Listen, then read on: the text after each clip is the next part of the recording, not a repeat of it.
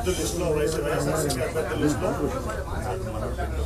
విజయవాడ ఎంపీగా నాకు వైఎస్ఆర్సీపీ తరఫున పోటీ చేసే అవకాశం కల్పించారు.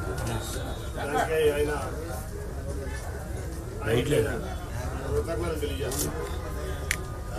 ఈ మధ్యకాలంలో నన్ను మెడబెట్టుకుని అవమానకర రీతిలో అవమానిస్తూ తెలుగుదేశం పార్టీ బయటికి గెంటేసింది.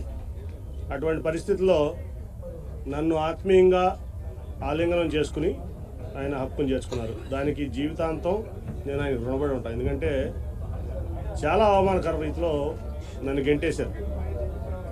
నేను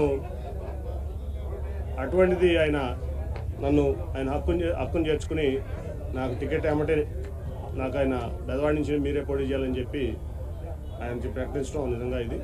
ఇప్పుడు మనం చూసాం చంద్రబాబు నాయుడు గారి ఎజెండా ఏంటంటే సింగిల్ పాయింట్ ఎజెండా.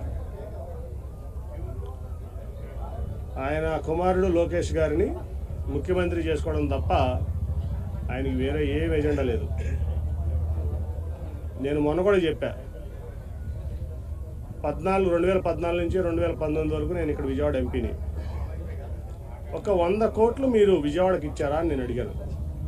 100 కోట్లు సెంట్రల్ గవర్నమెంట్ ఫండ్స్, నేను తెచ్చిన ఫండ్స్ తప్ప ఒక 100 కోట్లు విజయవాడకి ఇచ్చారని నేను చంద్రబాబు నాయుడు గారిని పబ్లిక్గా ప్రశ్నించాను.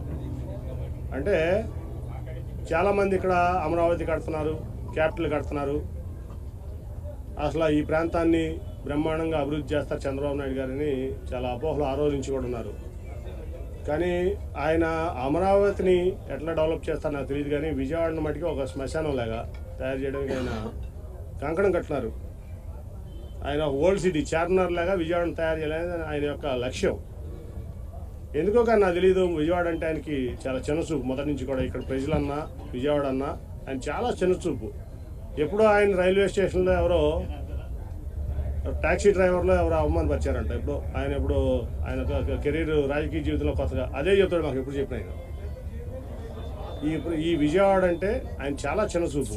అందుకనే అన్ని రకాలుగా ఆయన చేయకపోయినా ఏదో నాకున్నటువంటి దీంతో ఈ ప్రాంతాన్ని చిత్తచూపుతో నేను తెచ్చుకున్నాను. ఆ రోజున ఎయిర్పోర్ట్ కూడా వద్దనుకున్నాడు ఆయన. ఇక్కడ 5,000 ఎకరాల్లో అమరావతిలో ఎయిర్పోర్ట్ పెడదాం,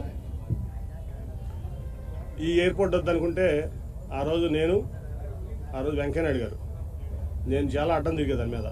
ఈ ఎయిర్పోర్ట్ ముందు పూర్తి చేయండి, తర్వాత 5,000 ఎకరాలు పూర్తి చేద్దామంటే వెంకయ్యనాయుడు గారు, సుజనా చౌదరి గారు మరి నేను పట్టుబడితే ఆ రోజున ఆ ఎయిర్పోర్ట్ అయినా ఈ రకంగా 1,000 కోట్లు సెంట్రల్ గవర్నమెంట్ ఫండ్ వచ్చింది, రూపాయికి స్టేట్ గవర్నమెంట్ ఇచ్చింది లేదు.